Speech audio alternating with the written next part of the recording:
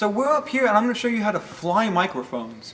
We have those new fly mics I showed you, and we want to try to get them up above the stage, but it can be a little difficult to run the XLR. We're up here on the motor rack. Right below us is the catwalk. Backstage, when you come up the stairs, there's a ladder right here. It takes you up to this motor rack. If we look over the motor rack, over this catwalk, we see the side of the stage, stage right.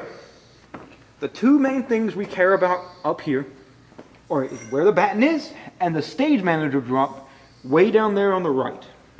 Now, microphones come out male.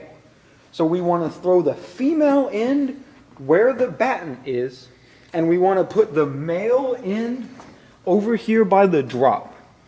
Now, we used to do this a different way, but over the years it's grown and it's become way more efficient.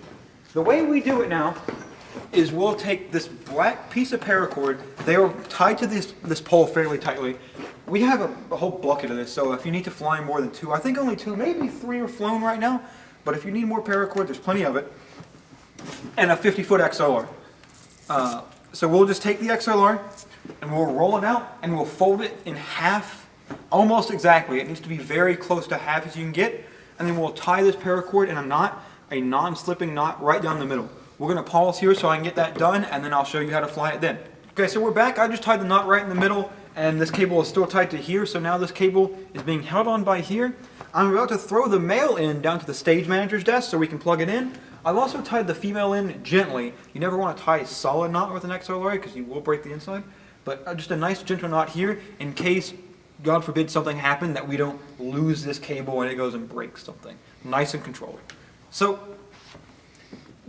if you look around, this brings me to just a slight tangential point, but very important. There's no light up here. We are above the fluorescence. Highly, highly suggest everyone get a small little torch. This is the little pocket flashlight I carry. This one's fairly nice. It zooms, so you can see it across the auditorium. But Walmart sells this same type of flashlight with rubber around it for $1. I made everyone in my crew had it. I made sure everyone in my crew carried a flashlight with them to rehearsal, and if they didn't, there were repercussions. Like, they got in trouble for not having a flashlight, because with sound, you're looking at inside of dark drops, you're looking at the front of microphones you can barely see. You have to have a flashlight for the amount of work we do, especially when you're working up here in the dark. So highly suggest you get one. I know Harbor Freight gives out coupons in the mail for a free little tech light like that. Great thing to have. But that aside, we're about to throw this cable. The biggest thing in theater is doing things safely and not running into cables. Is doing things safely, making sure other people know what you're doing and not getting injured. Because it's fun, but keep in mind, theater deaths are rampant every year because people do stupid things and don't tell other people about it. It's people bringing in pipes and not calling it and things like that. So there are set ways to communicate that something is happening. The first thing we'll do is we'll have a spotter. Anytime I go to fly these cables, I always have someone down right around the middle of the soft goods down there, like just behind the mid and just back a little bit, whose job is crowd control, to make sure nobody walks through here. Then you'll give the first safety call, which is clear location, such as clear stage right. You'll yell it. This is to tell people, this is a command to leave, to get out of stage right. And then whoever's working as a spotter will say, stage right clear, or something similar, letting you know stage right is clear and you're good to do whatever you need to do. The next call is something you not say lightly. This is the most important word said in theater, and it should be the loudest word you ever say, and it's heads. Heads location. You don't joke and yell heads. It's like yelling fire. It's not something you do. Heads means there is something actively falling. It means get out of the way, you're about to be hit in the head. It's not a request, it's not a question. It's you saying there's something falling. It's a notification. And it should be as loud as you can possibly muster. And there's no response to it. It's just get out the way. So now we're about to throw this right here. You see there's a cable running right here from the ceiling down to the little runner for the side tabs. We're going to throw it on the right side of it. That way this cable will be arced over this cord right here. Well, let me say that clearly. That way the XLR will go around this aircraft cable right here. That way the male end's on the right and the female end is wherever we need it to be on the left side. That way it's the paracord going down that's holding this cable, and we're not using the extra cable to go back up here. So now, I'm going to throw the metal in. I usually have to do it multiple times because I'm not the best at throwing this cable, but here we go. Clear, stage right. Stage right, clear. Heads, stage right. I got it the first time and we got it on film. Hey, you guys saw that. It went the first time right where I want it to go. So, next we're going to go and we're going to throw the female in wherever we want it. Now, the trick is to be on this side of this pole when you throw it. That way the XLR doesn't get caught around this pole, because we want the XLR to be caught down there. Now this this one is a bit more difficult, so you want to make sure it's nice and tight off right in the middle.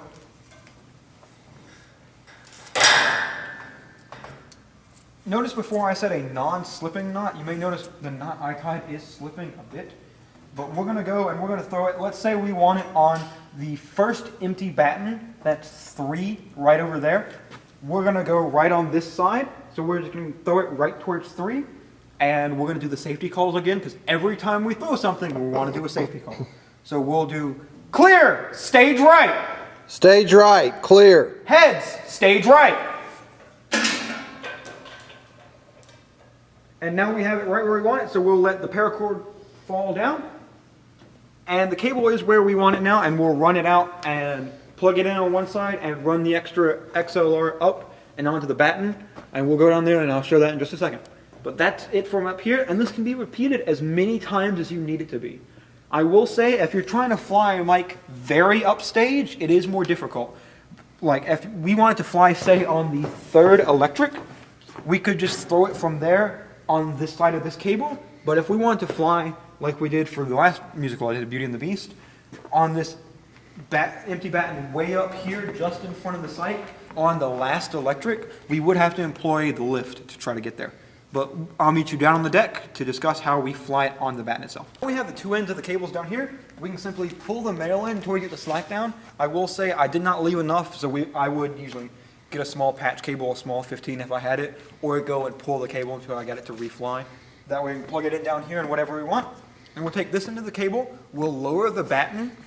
Let's say we want it on this 3rd batten right here, and we'll just take another cable, plug it in here, and then loom this cable down the batten until we got it where we want, and where we can plug in the fly mic, and we're good. Nice and simple. That's the hardest part though, is getting that flown where you want it.